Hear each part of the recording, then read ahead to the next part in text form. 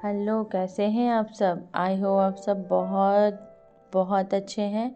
तो आज की कहानी बहुत ही इंटरेस्टिंग है, थोड़ी बड़ी है बट बहुत अच्छी है। आप सब लोग ज़रूर सुनिएगा।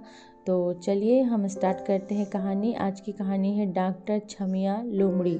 तो दोस्तों, यह बात है अफ्रीका के कांगो जंगल की है। कांगो जंगल में सैकड़ों छोटे छोटे गांव थे। उसी जंगल में एक छोटा सा टाउन था जिसका नाम था जुम्बा। जुम्बा में कोई इंसान नहीं रहते थे, बल्कि जुम्बा एक जानवरों के संपन्न गांव था। आसपास के सभी गांवों में जुम्बा सबसे प्रसिद्ध गांव था। इसका कारण यह है कि जुम्बा में हॉस्पिटल, स्कूल और खेल का एक मैदान भी था। इसलिए जुम्बा के लोग आसपास के गांवों से ज़्यादा पढ़े लिखे थे।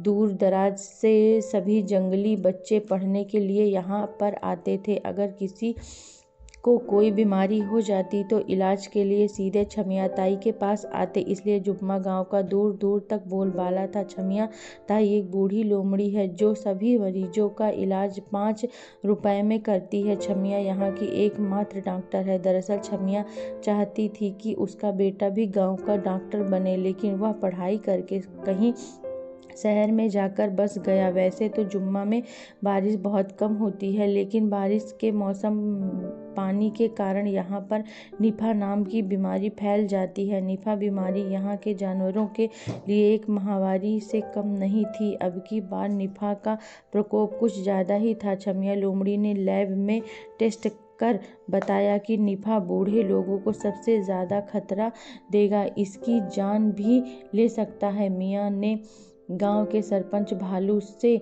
बात कर सभी जगह इस तरह के पोस्टर लगवा दिए। बीमारी से बचना है तो घर में ही रहना, अगर जीवन को बचाना है तो 2-4 सप्ताह मत नहाना। जानवरों को इतना कहने के बाद भी वे बारिश का आनंद लेते रहते और बीमार पड़ने पर छमिया के सामने जाकर खड़े हो जाते। छमिया बेचारी अपना काम समझकर उनका इलाज कर देती थी। जानवर लापरवाह करते गए और निफा बीमारी और अधिक फैलती गई। मरीजों का इलाज करते करते छमिया ताई को भी निफा हो गया।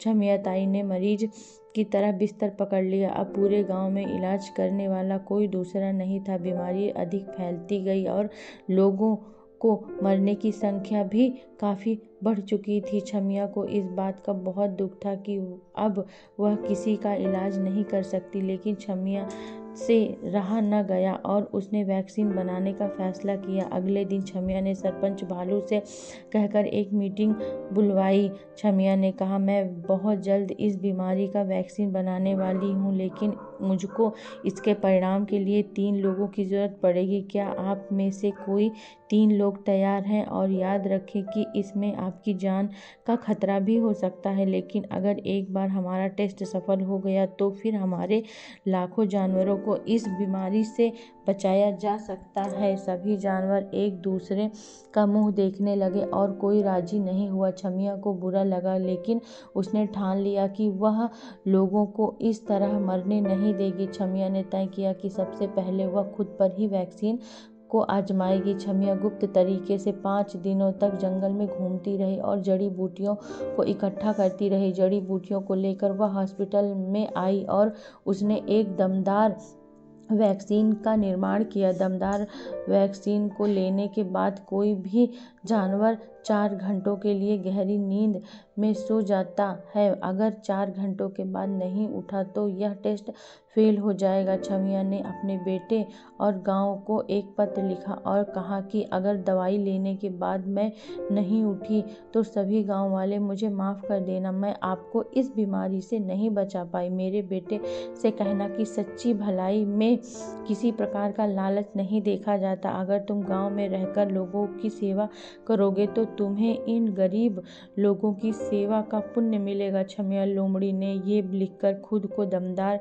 का डोज दिया और एक कपड़ा ओढ़कर सो गई। 4 घंटे के बाद छमिया नहीं उठी। किसी ने आवाज़ लगाई और गांव वाले हॉस्पिटल के बाहर इकट्ठा हो गए। सरपंच ने सभी को पत्र सुनाया। सभी गांव वालों रोने लगे और छमिया को याद करने लगे। सरपंच ने तुरंत छमिया के बेटे को बुलाया। आधे घंटे में उसका बेटा वहां आ गया।